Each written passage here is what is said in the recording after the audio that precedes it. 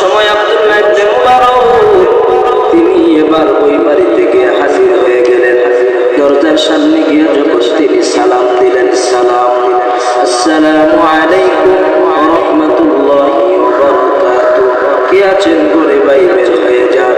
এবার আব্দুল্লাহ ইবনে মুবারকের আওয়াজ পাওয়ার পরে এবার ঘর থেকে আল্লাহর বান্দা বের হয়ে তিনি অবাক হয়ে গেলেন, কি ব্যাপার হুজুর, আপনি আমার মতো জমির বাড়িতে, আমার মতো গরিবের দরজায় আপনি কেন হাজির? আব্দুল্লাহ ইবনে মুবারক বলেন, আমি হজে যাব, কিন্তু আমার সন্তানগুলো কান্না করে করে আমার বাড়ি থেকে হাজির হয়ে গেল, তোমাদের ঘরে গোশত রান্না করলে একটু কেন দিলা না? ওই আল্লাহর বান্দাটা এবার চোখের পানি ফালায়া কান্না করে, হুজুর আমি কেমনে একটু গোশত দেব? কারণ আমাদের জন্য যে গোশতটা রান্না করেছে এটা আমাদের জন্য জায়েজ, আপনাদের জন্য হলো এটা না জায়েজ। কারণ হলো আজকে কয়েকদিন যাব আমার ঘরের মধ্যে খাবার নাই, আমার সন্তানগুলো কান্না করতেছে খাবারের জন্য। আমি যখন কাজের জন্য বের হইলাম, এত খোঁজাখুঁজি করলাম, তালাশ করে কোনো কাজ পাই না। আজকে যখন আমি আসতেছিলাম, হঠাৎ করে রাস্তার ধারে তাকিয়ে দেখি একটা মরা গরু পড়ে আছে। ওই গরু থেকে একটু সামান্যতম গোশত কেটে কেটে আমি আমার সন্তানদের জন্য এনে রান্না করে আমার সন্তানদেরকে খাওয়াইলাম। হুজুর এটা তো আমরা খাইতে পারি, আমরা গরিব মানুষ, তবে আপনার সন্তান তো এটা খাইতে পারে না। আব্দুল্লাহ ইবনে মুবারক এই কথা শোনার পরে তিনি আর চোখের পানি রাখতে পারলেন না, তিনি হাউমাউ করে কাঁদতেছে। তিনি চোখের পানি লইয়া বাড়িতে চলে গেলেন। যেই টাকাগুলো গুছিয়েছিলেন নফল হজ করার জন্য, ওই টাকাগুলো আব্দুল্লাহ ইবনে মুবারক নিয়ে আসলেন। আসার পরে বলে, ভাই ওই টাকাগুলো আপনাকে দিয়ে দিলাম, আপনার যা মন চায় তাই করেন, আপনি এটা দিয়ে ব্যবসা বাণিজ্য করেন, অনেক টাকার মালিক হয়ে যান, এই টাকাগুলো আমাকে আর কোনোদিন দেওয়া লাগবে না। আল্লাহর বান্দা বড় খুশি হয়ে গেল।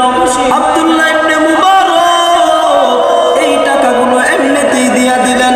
ও মুমিন, এই টাকাগুলি পাওয়ার পরে গরিবের মুখে হাসি ফুটে গেল। এবার যখন যে মানুষগুলো হজ করার জন্য মক্কা মদিনায় গিয়েছিল মুসলমান ভাইয়েরা, ওই আব্দুল্লাহ ইবনে মুবারকের একজন বন্ধু তিনি এবার হজ থেকে বাড়িতে এসে ডাক দিয়া বলে, বন্ধু কি ব্যাপার, তুমি কয় তারিখে আসলা? এবার বলে, কোত্থেকে? কয় কেন তুমি যে হজে গেলাম, আমিও তো বাড়ি থেকে শুনে গিয়েছিলাম তুমি হজ করবা, তুমি যে হজে গেলাম হজ থেকে কয় তারিখে আসছো? আব্দুল্লাহ ইবনে মুবারক বলে, বন্ধু এবার তো আমি হজে যাই নাই। তার বন্ধু ডাক দিয়ে বলে, না না, এটা আমি বিশ্বাস করতে পারি না। কারণটা হলো, তুমি কে বলেছে তুমি হজে যাও নাই? আমি যখন আল্লাহর ঘর বাইতুল্লাহ তওয়াফ করতেছিলাম, আমি তাকিয়ে দেখি আমার আগে আগে তুমি বাইতুল্লাহ তওয়াফ করতেছো।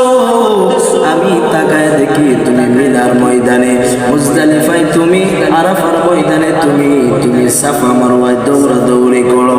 তুমি কেন আমার সাথে মিথ্যা বলতে আরম্ভ করলা?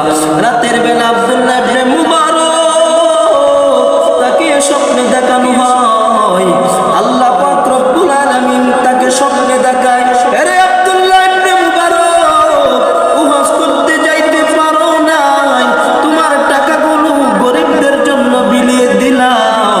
তুমি কি জানো তোমার এই দানটা আমার আল্লাহ তাআলা এমন ভাবে কবুল করে নিয়েছে, তোমার রূপ ধারণ করাইয়া আমার আল্লাহ তাআলা একজন ফেরেশতাকে হজের সমস্ত কাজ করাইয়া দিল। কদরে কুদরত দারি বরকামাল, আনতা রব্বি আনতা হাসবি যুল জালাল, তুহি কাদের জলিলুল্লাহ জাহাদার, বহর হালে তুহি মেরা নিগাহদার। আব্দুল্লাহ ইবনে মুবারককে স্বপ্ন দেখানো হয়, আরে